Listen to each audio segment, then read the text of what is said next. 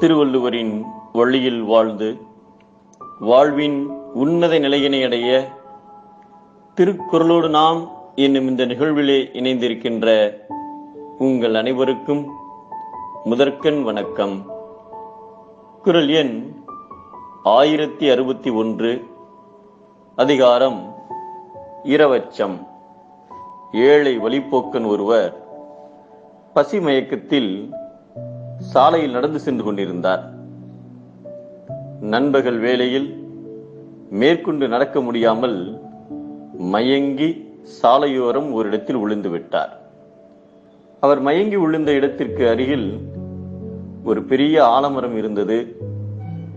அந்த மரத்தடியில் அப்போது ஒருவர் அமர்ந்து தனது மதிய உணவு பொட்டலத்தை சாப்பிடுவதற்காக பிரித்துக் கொண்டிருந்தார்.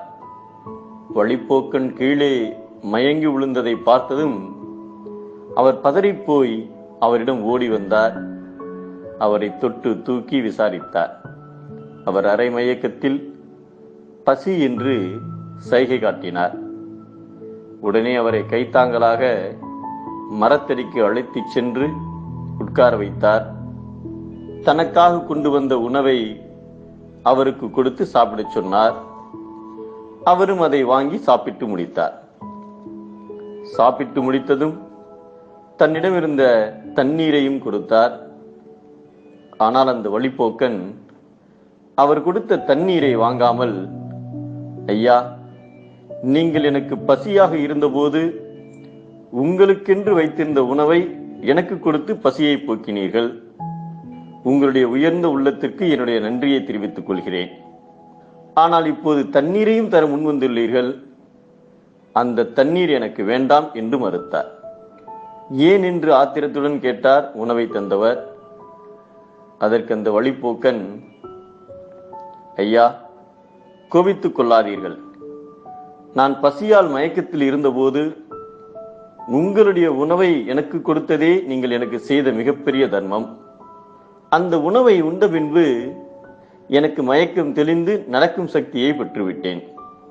இந்த நிலையை நான் அடைந்த பிறகும் உயர்ந்த கொடை உள்ளம் உடைத்த உங்களிடம் தண்ணீர் வாங்கி குடித்தால் அது என் சோம்பேறித்தனத்தை மட்டுமல்ல, எனக்கு சக்தி இருந்தும் நான் நடக்காமல் தண்ணீர் வாங்கி குடிப்பது தங்களிடம் பிச்சை எடுப்பதற்கு சமமாகும். அதனால்தான் வேண்டாம் என்று கூறினேன். அருகில் ஒரு நீரோடை தெரிவதை பார்த்தேன். அங்கே சென்று நான் தண்ணீர் ஏந்தி கொள்கிறேன் என்று கூறி அங்கிருந்து சென்றார். தம்மிடத்தில் உள்ளதை மறைக்காமல் மகிழ்ந்து கொடுக்கும் கண் போன்ற சிறந்தவரிடத்திலும் இரவாமல் இருத்தலே கோடி மடங்கு நல்லது என்பதை கரவாது உவந்தீயும் கண்ணனார் கண்ணும் இரவாமை கோடியிரும் என்கிறார் நம் தெய்வ புலவர் திருவள்ளுவர்.